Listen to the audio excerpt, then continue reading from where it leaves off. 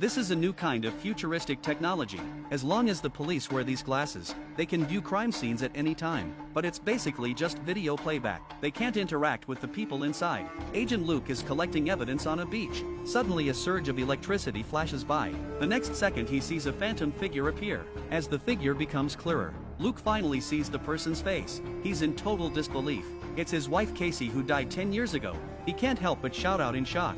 But not only does she hear him, she even turns around and looks at him. Clearly, Casey is nothing like the other virtual people around. Luke quickly chases after his wife, but then he runs straight into the wall of the real-world room. However, after inspection, there's absolutely nothing wrong with the virtual glasses. Technically, something like this shouldn't happen, but there's one possibility. The accident that killed Casey also happened at this beach 10 years ago, so the virtual spaces from both cases might have overlapped. But the tech team shut that theory down immediately, because Casey's case hasn't been virtualized yet. Luke goes home feeling disappointed, even though he has a new wife now. He's never truly moved on from Casey, so late that night he returns to the station and enters the beach again. Sure enough, he finds Casey staring out at the ocean.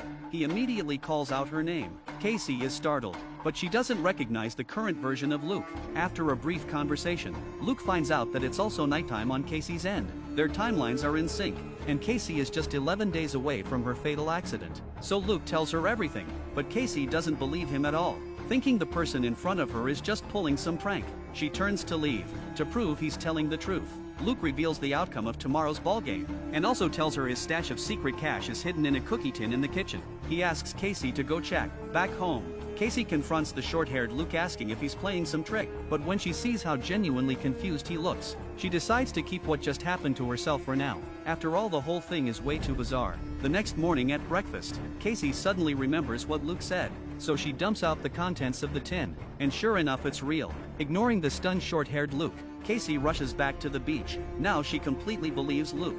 She asks what's going on. Luke guesses that they're not in the same timeline, and it's only because of the virtual glasses that they've managed to meet. Luke tells Casey that 11 days from now she'll fall off a cliff in an accident. Casey breaks down in tears. Luke tries to comfort her, and says maybe they can stop it from happening, but first they need to test if they can really change the future. Luke remembers they're supposed to go to Nathan's house tonight to watch the ball game. That night everyone took a group photo. He asks Casey not to go tonight, so he can check whether she disappears from the photo. That afternoon, the short-haired Luke gets ready to take Casey to Nathan's. Casey says she's not feeling well and decides to stay home. Meanwhile, Luke digs out the old photo. After the game ends, he's thrilled to see that Casey really has vanished from the picture.